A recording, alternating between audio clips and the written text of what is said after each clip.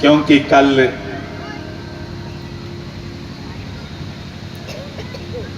विश्राम दिवस है।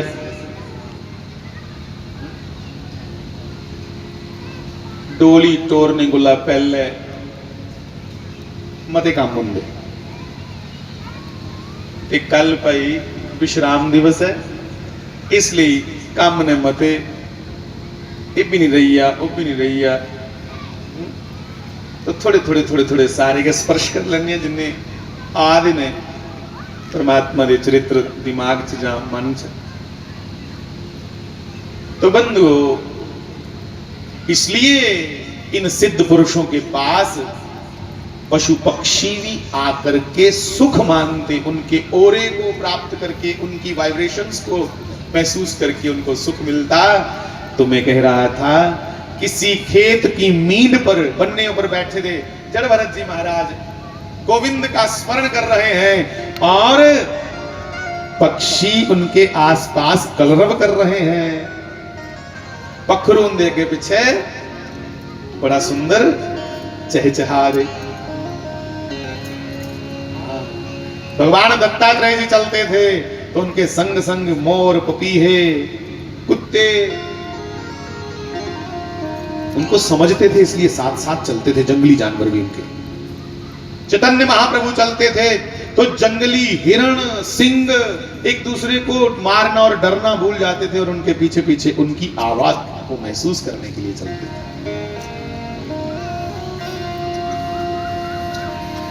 बड़ी मस्ती च बैठे थे। इन्हें जरा एक जंगली कबीले का कोई सरदार हा, जिस सकते ना ट्राइबल्स जेड़े जंगले जुंगले च रोंदे, उनके अपने बखरे के रिचुअल्स होंगे, रीति रिवाज।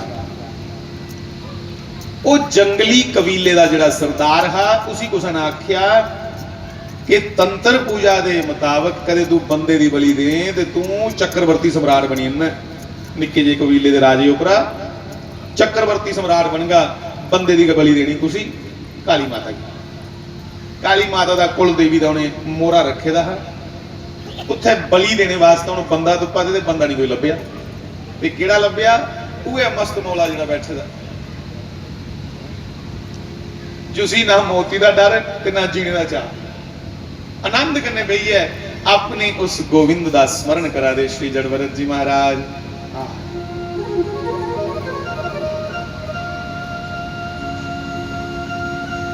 चिदानंद रूपः शिवोहम शिवोहम, चिदानंद रूपः शिवोहम शिवोहम। अपने भीतर ही उस चिदानंद रूप शिव का साक्षात्कार कर रहे हैं। अपने के अंदर बैठे दे, अपने परमात्मा की महसूस करा दे, उस अध्यात्म का रस लै। इन चिर की होया,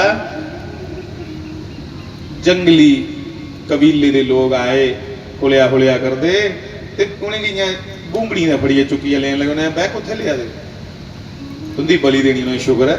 इकड़ी बारी तो कुदा कुहा दे लेखे लग जाए, नहीं तो पिछले बारी कदे हिरन बने थे, कदे कुछ तो कदे कुछ।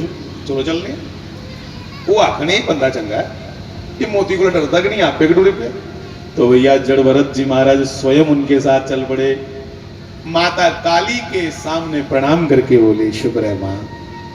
इकड़ी बारी देखो तो कुसा दे लेखे कुसा दे काम ते आई। अच्छा जे बेचारा मिगी बलि दई है, वो अगे बधी सकता तो दई, मिगी मोती का भै कोई नहीं, मरना जिम्मना उन्हें आम गल हुई। शंकराचार्य जी ने कहा कि पुनरपि जननम पुनरपि मरणम पुनरपि जननी जठरे शयनम, भज गोविंदम गोविंदम भज मूढ़मते।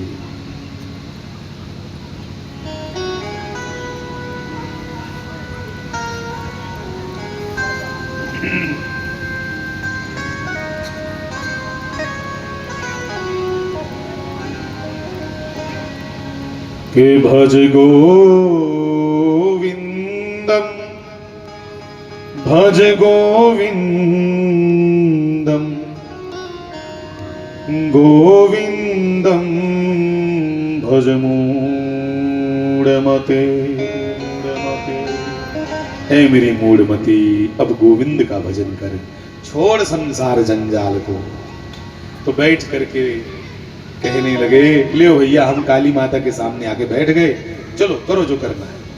तो को बड़ा भरमी वो आखण कणिया कम बंदा है, कोई पैगनी सी डरगनी ते जुसी डरनी होए कोई उस्सा कोला फिर दुनिया डरन नहीं पोंदी, ओदा आदर नहीं पोंदी करन डरी है कि भाई सी कोई पैगनी।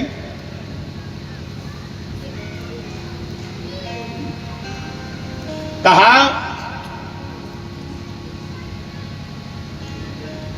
आपकी जो इच्छा हो कर लो, मैं कहीं नहीं भागूंगा। उदा पूजन पाजन कितना टिक्का शिक्का लाया, खिलाया पिलाया, और भैया उसके बाद क्या करने लगे, उसकी बलि देने के लिए तैयार हो गए। जिन्या गए उन्हें अपना सिर आपे के रख लिया ऐटे ऊपर, ऐटा समझ दो ना जो ऊपर टुक देना, अपना सर रख दिया और कहने लगे लियो भैया काटो। जिन्या गए फट लगे मारने, ते फट मार दे गए। मां काली प्रगट हुई और काली मैया ने प्रगट हुई है, जिन्ने उत्थे कबीले दे लोग है उन्हें मारी मुरी उड़िया और अपने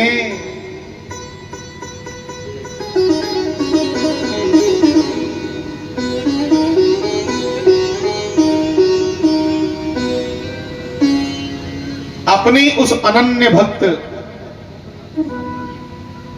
श्री जड़भरत जी महाराज को माता काली ने कहा, पुत्र तुम बड़ी आगे बढ़ गए हो। कहा बेटा तुम्हारे रोम रोम से गोविंद का उस परमात्मा का नामस्मरण होता है, तुम नित्य उस आनंद में लीन रहते हो, इसलिए हे जड़भरत जी कोई वरदान मांगो।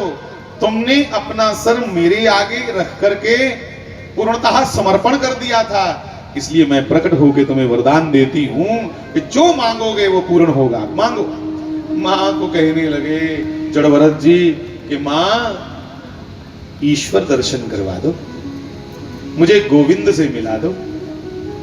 मां भगवती ने, काली मैया ने कहा जड़भरत जी से, हे पुत्र तुम ईश्वर को खाली देखोगे ही नहीं, तुम स्वयं ईश्वर में मिलकर के ईश्वर हो जाओ। फर्क होता है, ये दोनों बातों में फर्क है।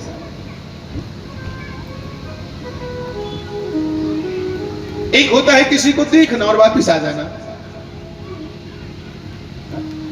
और एक होता है किसी में मिल जाना।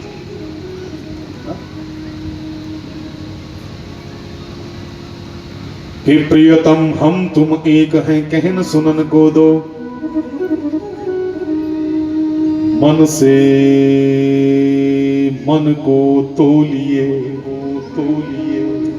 सुन अच्छा लिखा किसी अच्छे भक्त ने, भगवान को प्रियतम कहा है यहां, कहा ये जीवात्मा और परमात्मा है, आप जीवात्मा और परमात्मा है एक, और कहन सुनन को दो, कहन सुनन को दो, और मन से मन को तोलिए, रे भैया दो मन कभू न हो। इसका मतलब सुनिए, तो चक्की ऊपर जंदे हो आटे वाली,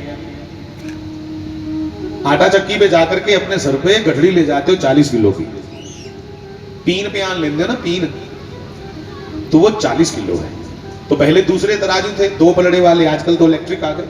और जो 2 पलड़े वाले तराजू हैं, एक तरफ 40 किलो पत्थर है और दूसरी तरफ 40 किलो गेहूं है, और जब दोनों पलड़े बराबर होते हैं, गेहूं पत्थर को, पत्थर गेहूं को, एक दूसरे को दोनों मन मन देख रहे हैं। एक 40 किलो को मन बोलते हैं, हमारे यहाँ 40 किलो को एक मन बोलते हैं। दोनों पलड़े बराबर हुए, दोनों ने एक दूसरे को देख लिया, तो मन को मन से तोलिए, अरे भैया दो मन कभू ना हो, मन कभू ना। जैसे पलड़े बराबर हुए तो तोलने वाला बोलता अब एक मन हो गया। अरे तराजू पे तो 2 मन है, 40 किलो पत्थर 40 किलो गेहूं, पर जैसे दोनों बराबर हुए साहब एक मन हो गया। वैसे ही जीवात्मा और परमात्मा ये जब एक मन हो जाए संसार और शरीर की सुध छोड़ करके ये जीवात्मा सिर्फ परमात्मा का हो जाए, जब एक मन हो जाए तब जीवात्मा और परमात्मा में कोई अंतर नहीं रह जाता। जैसे कोई नाले का पानी गंगा में मिलकर गंगा जल हो जाता साफ, कोई नदी का पानी समुद्र में मिलकर के समुद्र हो जाता, वैसे हमारे सिद्ध पुरुषों ने तप करके त्याग से प्रेम से अपनी आत्मा को परमात्मा में मिला करके स्वयं परमात्मा हो जाने का एक संसार को तरीका बताया, राह बताई। पर वो उन्हें ही, हमने खाली सुनी और भुला दी, उन्होंने कर लिया, इसलिए वो पूज्य हैं। हम कुछ कर नहीं पाए। हम तो खाली क्या बोलते हैं, वो कबीर जी ने कहा कि भजन करने को आलसी, नाम जपने को, भजन करने को, संयम अपने ऊपर काबू करने को बिल्कुल आलसी अपने, और भोजन को होशियार, खाने पीने को, पहनने को, बाह बाह करवाने को हम होशियार हैं। पर जब संयम की बात आए, अपने संयम ने अपने ऊपर काबू, दूसरे पे काबू सब पा सकते हैं। एक के हाथ में लाठी है, दूसरा बिना लाठी के है, तो लाठी वाला काबू पा लेगा। पुराना वो कहावत है कि जिसकी लाठी उसकी भैंस। पर साहब मन ही ऐसा पक्षी है जिसे पिंजरे में बंद करना बड़ा मुश्किल साहब। इसलिए अर्जुन बड़ी समझ रखता है और श्री कृष्ण से पूछता है, चंचलम ही मन कृष्ण, हे गोविंद ये मन बड़ा चंचल है, इसका उपाय बताओ। अब तुम सोचो ये युद्ध में पूछने का प्रश्न है, वहां युद्ध चल रहा है साहब, एक और कौरव है, एक और पांडव है, मध्य में रथ है श्री कृष्ण और अर्जुन खड़े हैं उस पर, और अर्जुन कह रहा है, हे गोविंद मन बड़ा शरारती है, इस शरारती मन की किन्ना काबू किया जा। अब मन में विचार करो, ये युद्ध में करने वाला प्रश्न है, जहां बातें तीर कमानों की चल रही हैं, कौन कितने आदमी मारेगा ये चर्चा जहां चल रही हो, वहां ये प्रश्न क्या किया जाता। तो साहब अर्जुन जानता है हम सब का प्रतिनिधि बन करके श्री कृष्ण को पूछ रहा है कि नित्य महाभारत जैसा युद्ध हमारे भीतर चलता है, शुभ विचारों का और दुर्विचारों का, उल्टे विचारों का, जो खोपड़ी घुमाने वाले विचार होते ना, मैं उसको मार दूं, मैं उसकी बेइज्जती करूं, मैं उससे आगे निकलूं, न कामनाओं से भरे हुए विचार, और दूसरी तरफ सद्विचार कि मैं कैसे उस आनंद को प्राप्त करूं, मैं कैसे अपने स्व को, अपने आप को जानूं। एक ये विचार, एक विचार है जो हमें व्यभिचारिता की ओर ले जाते हैं, बस कामनाओं को पूरा करने के लिए, और एक वो विचार है जो हमें संयम बनाते हैं। दोनों विचार आपस में लड़ रहे हैं, दोनों ही, एक कौरव है और एक पांडव है। श्री कृष्ण मध्यस्थ खड़े होकर के अर्जुन को कहते हैं कि अर्जुन ये चंचल मन जो है, इसके टिकाने के लिए, इसको रोकने के लिए बेटा अभ्यास करना पड़ेगा, बिना अभ्यास के कुछ नहीं। कौन सा अभ्यास? अभ्यासेन तु कौन्तेय, हे कुंती पुत्र अभ्यास करना पड़ेगा। किसका? जितेंद्रिया, जित श्वासा, जित आसना, नाम जपते जपते जपते जपते उस नाम के प्रभाव से तुम्हारा अंतःकरण शुद्ध होगा। धीरे धीरे फिर तुम अपना आसन जीतो।